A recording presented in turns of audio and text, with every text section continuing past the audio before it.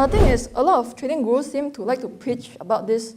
The best, most successful prop traders, at what point would you say, okay, I'm a successful trader? Okay, so the thing is, I started trading because my parents, they are stock investors and they are also stock traders. So growing up, being in the family household, they keep on talking about stock market all the time. Even when I'm going to school in the morning, my parents are talking about what stock to buy, what stock to not buy, and all that. So I didn't get a formal education from them because I was learning on and off. But then when I went to uni, NTU, I pursued a degree in banking and finance. And that's how I got into the details of financial market, stock market, derivatives, futures options, and I also learned economics and also currencies, okay? So that's how I got started into it, because when you go to uni, anybody from NTU, I went to NTU, and then there are a lot of practical work when it comes to the stock market. So we use a lot of Bloomberg terminal, and then we evaluate stocks based on that in detail, and also joined a couple of CFA. Do you know CFA? CFA competition, so it was quite fun. So that's how I got into trading and investing, because on the side, I also have a trading mentor who taught me how to trade on the side, in addition to my full-time studies in NTU. Actually, studies have shown that, I don't know whether you have read this study before, men have their own strengths, then females have their own unique strengths. So a lot of times people keep debating, is it male or female traders, are they better? So it depends, because male, they are more willing to so-called open the trade, more willing to take the risk. Whereas for females, it was found in studies that they are better, on average, they tend to be better risk managers. So they tend to be more conservative when it comes to taking a risk, so they wouldn't like just whack, okay? So they would calculate first, should I enter this trade, should I not enter this trade, will I lose money in this trade, before they buy and sell, okay? So if you're a female here, take advantage of that strength, because studies again have shown that the best, most successful prop traders and traders in our lifetime, they all have a lot of things in common, right? But they have all this one trait in common, and that is they are super good risk managers. Super good risk management. So if you are male, female, doesn't matter, okay? Work on your risk management. And if you're female, take advantage of the natural strength that you have. I think I want to add, females are a little bit more patient. Patient, that means that I agree with Karen that male tends to do a lot more trade. Female tends to wait a little bit more, and when do it, it can be usually a lot more determined than men. Okay, so if you are an entrepreneur, you're an experienced entrepreneur, you're a CEO of a big company, okay? You look at a student who is an aspiring entrepreneur. I'm sure a lot of you could tell, okay, this guy has 5 signs that will make him a millionaire CEO in the future, even though he's not producing any results right now, but I can see it, the 5 signs. So for traders, there are also 5 signs. So you might not be profitable right now, but there are a few signs, a few habits that you have that signal that, okay, eventually, next time you'll become a full-time trader, next time you'll become a millionaire trader, next time you'll make it big in trading, okay? So I just mentioned maybe 2 signs, okay, due to time constraint. The first one is that you consistently follow your risk management plan. Just now the speaker mentioned, when you become overconfident, do you go beyond your percentage risk per trade? Do you go 3%, 4%, 5% on those days when you feel, you know what, I think I can try to gamble on this trade because I'm overconfident. If you stick to it, your 3% rule, every single time, regardless of whether you're confident, you're not confident, then that's one sign that you become successful in the future, okay?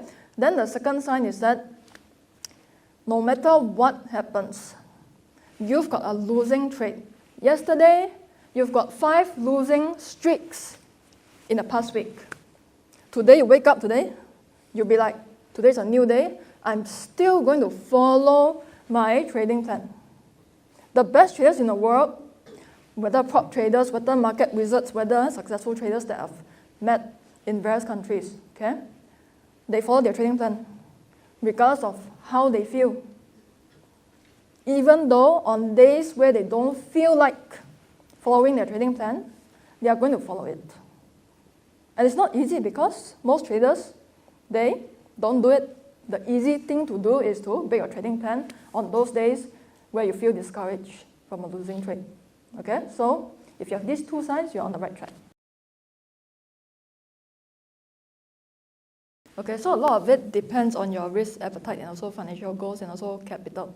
Okay, so if your risk appetite is particularly large, then you would consider more volatile assets like derivatives, futures, options, as well as forex.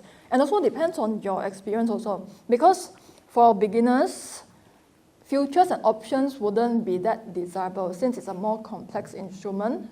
If you're a beginner, then you should try to go for the safer assets such as blue chips. Okay, that's my opinion on it. And then also depends on the amount of capital that you have, because certain assets would require more capital and certain assets would require less margin. And then also the main thing is your risk appetite. Can you handle the volatility of options and forex or even crypto? If you cannot, then you go for the safer assets like, for example, bonds, blue chips, as well as hold a portion in cash. Okay, that's a very good question because most people tend to ask about technical trading strategy. So, trading psychology strategy. Now, the thing is, when it comes to managing the ups and downs of, oh no, I'm losing money today, or oh, I'm making money today, you know, the emotional roller coaster, one of the ways to so-called remove that emotion or reduce that emotion, of course, is to focus on the bigger picture.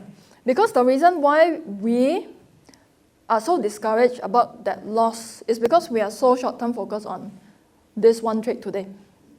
So if you're running a business and you're not making money today from, let's say, your burger shop, would you be like, oh no, I'm going to close down my business? No, right? Because you know that as long as at the end of the quarter, my wins cover my losses, then it's a great business. So when we expand our vision from daily returns, daily results into quarterly performance, then you wouldn't care so much about the losses that you experience today, this week. Okay, so that's one of the trading psychology hack that you could use. Okay, so that's a great question. The first thing is, before you go to your boss office tomorrow and be like, today's my last day, okay? You can make sure that your trading income can cover at least 3 months of your expenses before you quit your job. Now the thing is, a lot of trading gurus seem to like to preach about this. Go into trading, then quit your job. Now the thing is, if you love your job, keep it. Keep it, because there are a lot of, okay, my past students, there are a lot of doctors, dentists who just trade on the side to earn additional income, and then they keep their job because they love being a doctor and then dentist.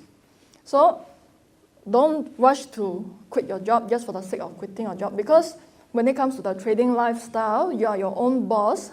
Some people might not enjoy that. They like the structure of having a 9-to-5 job. So if you like your job, keep it, okay? At what point would you say, okay, I'm a successful trader? So just now I mentioned, practice in your demo account for at least 6 months. So I would say, okay, this is just based on my own benchmark. As long as at the end of the 6 months, your account is on a positive P&L, you are way ahead of 90% of traders. Because most traders, they quit within how long? Within how long? Just within few months. Agree with me? First month, second month, third month, they are gone. 6 months, 6 months. When your account is positive, you're on track to becoming a profitable, successful trader.